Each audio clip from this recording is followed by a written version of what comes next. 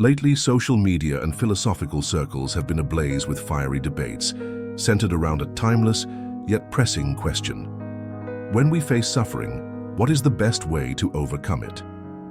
On one side stands Stoicism, a philosophy that champions emotional control and inner resilience, teaching us to remain unshaken, no matter how fierce the storms of life become.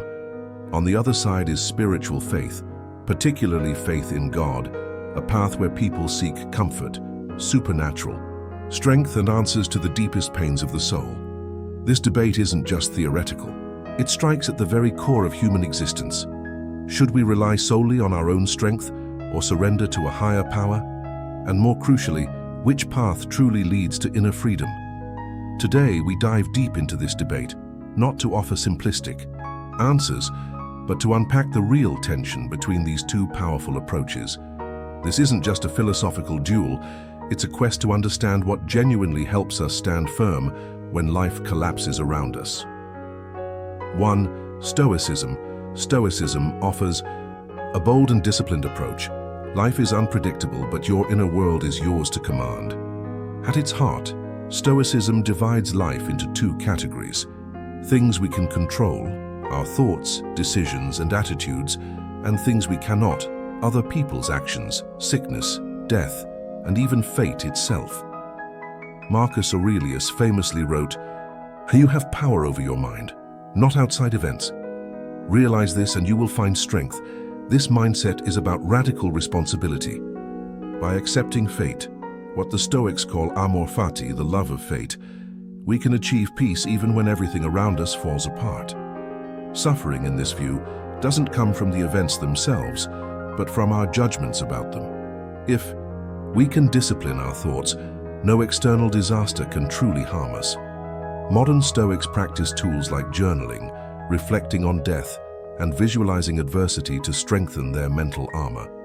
The goal isn't happiness in the traditional sense, but a deep, unshakable tranquility built on virtue and reason. In short, Stoicism teaches that the key to overcoming suffering lies in full personal responsibility and emotional discipline. Spirit. But those who walk the path of faith, especially Christian faith, raise a serious challenge to this idea.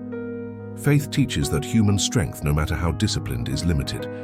There are moments in life when even the strongest, most resilient person breaks. The Bible acknowledges this reality, saying, "The spirit is willing, but the flesh is weak." Matthew 26:41. Faith doesn't just offer advice on how to stay strong, it invites us to hand over our burdens to God entirely. Cast all your anxiety on Him because He cares for you. 1 Peter 5:7. This is a fundamental difference. Where Stoicism teaches mastery over the self, faith offers something beyond the self, a relationship with a God who is seen as all-powerful and deeply personal. In the face of suffering, believers often don't seek to control their pain, but to find meaning and comfort in the belief that their struggle is part of a divine plan. Unlike Stoicism, which accepts death as a natural end, faith in God offers hope that goes beyond this life, a promise of eternal peace and restoration. There's also the element of hope that faith provides in the darkest moments.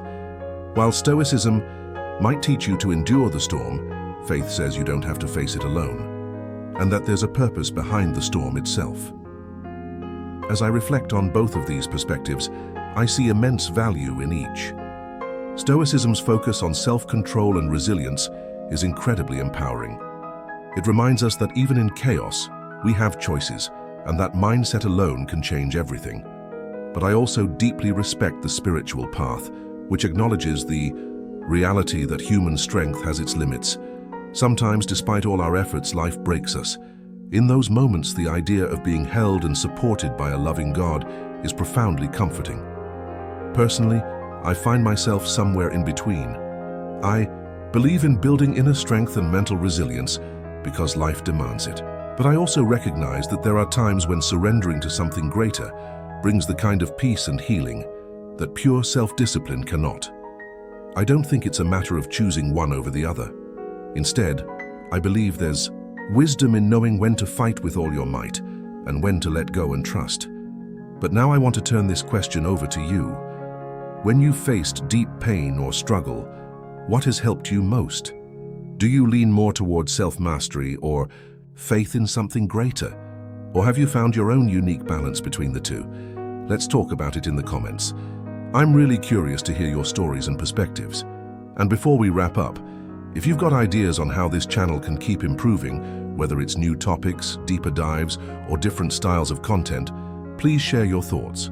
Your feedback helps shape everything we do here. Don't forget to like, comment, and subscribe if you want to keep exploring these deep questions with me.